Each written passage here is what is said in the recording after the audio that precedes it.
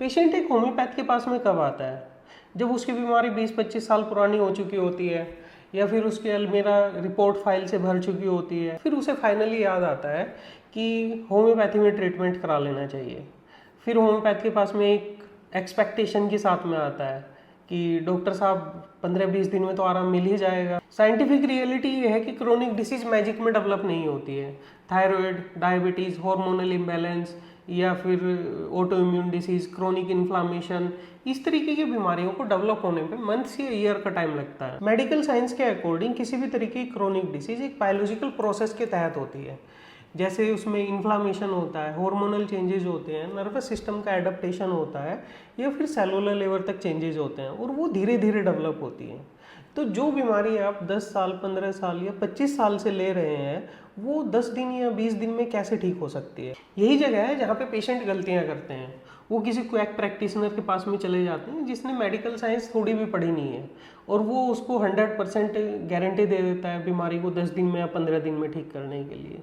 और इस कंडीशन में क्या होता है, पेशेंट को एक टेम्परेरी होप मिल जाती है। लेकिन रियल मेडिसिन गारंटी नहीं देती है, रियल मेडिसिन प्रोसेस को समझती है। रिसर्च भी ये दिखाती है कि क्रोनिक डिसीज मैनेजमेंट में पेशेंट का अवेयर होना जरूरी है।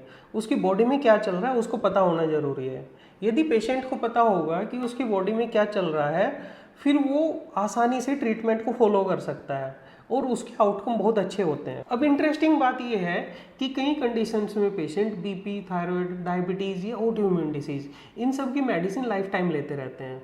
फिर जब एक होम्योपैथ उनको बोलता है कि आपकी डिसीज़ को डीपली मैनेज करने में 6 महीने 1 साल का टाइम लगेगा, इस बीच में हम आपकी डाइट, लाइफ स्टाइल और जो पहले की दवाइयों का आपकी बॉडी में इफेक्ट है उसको ठीक करेंगे, तब जाके आपकी बीमारी कम्प्लीटली ठीक होगी।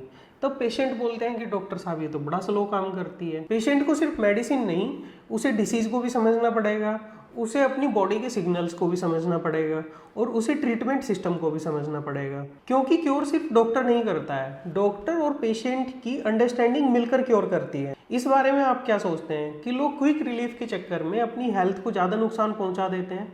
कमेंट करके ज़रूर बताइएगा।